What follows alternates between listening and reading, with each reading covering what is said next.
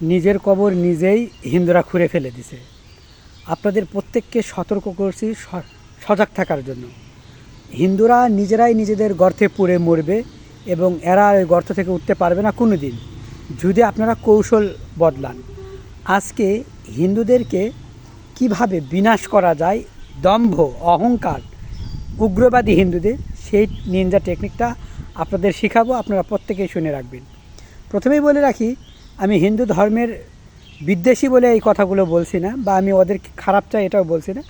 But যারা মুসলমানদের মারতেছে, পিটতেছে, অন্যান্য হিন্দুদেরকে থামাচ্ছে না, তার মানে অন্যান্য হিন্দু এদের সাথে সায় রয়েছে। যারা সায় রয়েছে এবং যারা ক্ষতি করছে, শুধুমাত্র তাদেরকে কিভাবে নির্মূলে এদের অহংকার ভেঙে গুড়িয়ে দেওয়া যায়, সেই টেকনিকটা আপনাদের শেখাবো। যেহেতু খেলা শুরু হয়ে গেছে, আমি ইতিপূর্বে বলছি ভারতবর্ষে কোনো হিন্দুরা গরু কুরবানি দেবে না, কারণ প্রাণ আগে, গরু আগে নয়। যেহেতু ভারতের গরু কুরবানি দেওয়া, গরু খাওয়া বা কুরবানি দেওয়ার বিষয়ে কোনো অবৈধ নাই।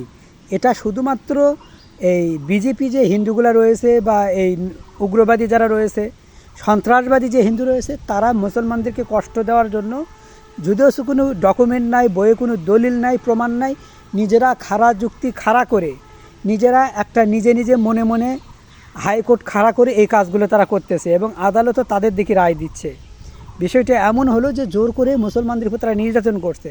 তো এই নির্যাতন যাতে না করতে পারে, এই নির্যাতনকে গুড়িয়ে দিতে হবে। সেই 1 নম্বর বুদ্ধি আমি বলেছিলাম যে ভারতে কোনো গরু আপনারা ক্রয় করবেন না। কারণ হলো, এই গরু যদি মুসলিমরা ক্রয় না করে, তাহলে উল্টা এই গরুই এদের জন্য বোঝা হয়ে দাঁড়াবে, এই হিন্দুদের জন্য।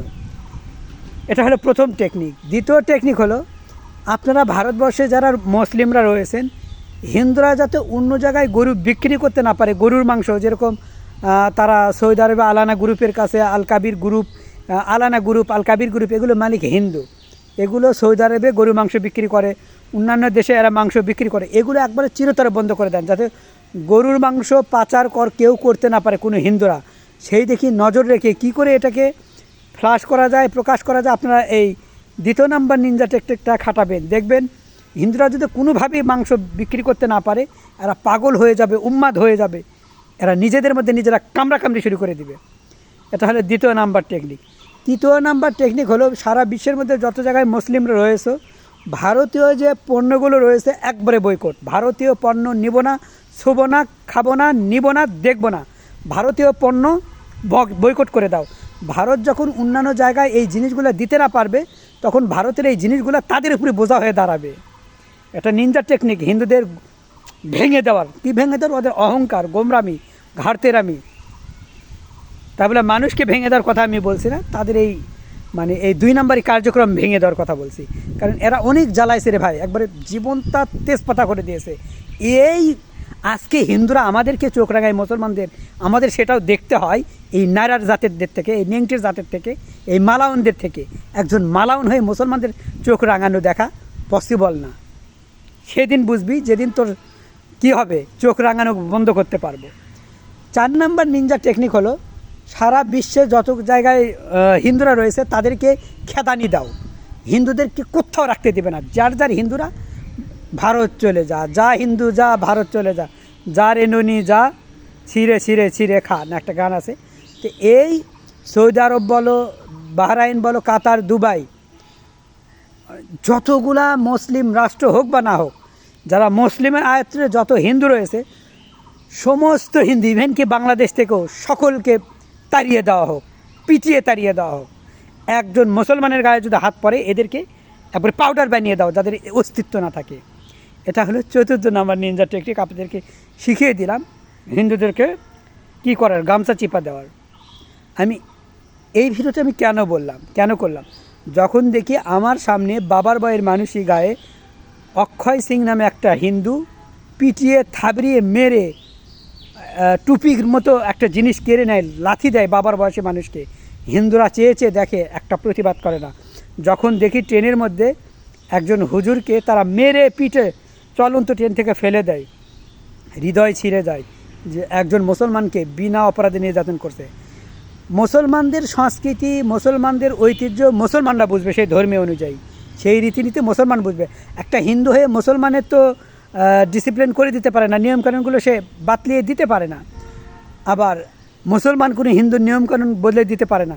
কিন্তু যখন হিন্দুরা নিজেরাই নাকটা গলাচ্ছে, ওই নাকটা কেটে দিতে হবে যাতে করে গলাতে না পারে। হিন্দুরা যদি যুদ্ধ শুরু করে দিয়েছে, আমরা কৌশলে আমরাও কী করব, চলার চেষ্টা করব। এতে হিন্দুরা নিজেরাই শুয়ে পড়বে, উঠে দাঁড়ানো তো দূরের কথা, কোমর একবারে শুয়ে ওখানেই পুঁতে চলে যাবে, ভ্যানিশ হয়ে যাবে, আর কোনো দিন উঠেও দাঁড়াতে পারবে না। আমি আজকে 4টা নিনজা টেকনিক দিয়ে দিলাম, আমি আরও নিনজা টেকনিক দেবো। এটা শুধুমাত্র আমি আগেই বলছি, যারা ভালো হিন্দু তাদের জন্য আমার ভিডিও না, তারা তো আপনার কলিজার ভাই বোন। যারা ভালো হিন্দু, তোরা যদি ভালো হয়ে থাকিস ওদেরকে আটকা। যারা এই যে ধর্মের নাম দিয়ে যারা কোনো মুসলমানদেরকে নির্যাতন চালাচ্ছে, বাড়িঘর ভেঙে দেওয়া, আর যদি তোর বাড়িঘর ভাঙতো, এই যে মসজিদ ঘুরিয়ে দেওয়া, আর যদি তোর মসজিদ ঘুরিয়ে দিত তাহলে কেমন লাগতো? তাহলে কোন সাহসে মুসলমানদের আল্লাহর ঘর মসজিদ ভেঙে তোরা এই যে ভারতীয় আদালত, মানে 2 নম্বর আদালত, সরস্বতী, এই যে একটা মসজিদকে সরস্বতী মন্দির বানাচ্ছে কেন? ওই মসজিদকে তোর বাপের, তোর মায়ের নামে ছিল। মুসলিমরা মসজিদ বানাচ্ছে, মুসলিমরা বুঝবে, তোরা লেদা খেকেরা এটা বলার কে? এখনও সময় আছে, সুধরে যা। আমি হয়তো এই যে কৌশল শুরু করে দিচ্ছি বলে দেওয়ার, আজ হোক কাল হোক এমন হবে হিন্দুদের, নিজের কপাল তোরা নিজে থাবড়াবি। প্রথমেই বলে রাখি, এটা আমার প্রতিবাদ স্বরূপ ভিডিও, আমার কথার দ্বারাই আমি প্রতিবাদ করছি, কারো শরীরে আঘাত করার জন্য নয়। আর আমি হিন্দুদেরকে এখনও বোঝাচ্ছি, তোরা যুদ্ধ থেকে বিরত থাক। এখন কিভাবে তোরা এগুলো, এই যে মুসলমানদেরকে নির্যাতন তো দূরের কথা, যাদের ক্ষতি করছোস তাদেরকে জরিমানা দিতে হবে 20 গুণ। তোরা একটা করে মুসলমানের বাড়ি ভাঙছিস, আসামে 4টা করে বাড়ি করে দিবি। তোরা এই যে দোকান ভেঙে দিছোস, 20টা দোকান করে দিবি। কিভাবে করে দিবি তোরা জানিস, নতুবা তোরা মুসলমানদের গায়ে হাত কেন দিলি? তোরা এই যে একজন হুজুরকে ট্রেনের মধ্যে মেরে ফেলছিস, তোরা নিজেরা 100 জন মরে যাবি। কিভাবে মরবি সেটা তোদের বিষয়, কিন্তু যাবি। কারণ এই প্রাণ যে তোরা নিয়েছিস, প্রাণ দিতে পারবি, প্রাণ দে, প্রাণ দে। তোরা এই যে হুজুরের প্রাণ নিছোস ট্রেনের ভিতরে, প্রাণ দে। জুয়েল শেখকে পিটিয়ে মারছোস, জুয়েল শেখকে ফিরিয়ে দে, নতুবা তোরা 1 লক্ষ মরে যা। জুয়েল শেখকে মারলি কেন? এই জন্য। কে মরবি সেটা তোরা জানিস। এখন তোরা কথায় কথায় দীপু দাসকে টেনে আনিস। দীপু দাস ওই বান্দির ঘরের বান্দি, ইসলামের নামে অবমাননা করছে, যার জন্য 18 থেকে 19 জন মুসলমান এখন জেলে আছে। আইন নিজের হাতে তুলে নেওয়া যাবে না, যার প্রতিবাদ আমরা করছি।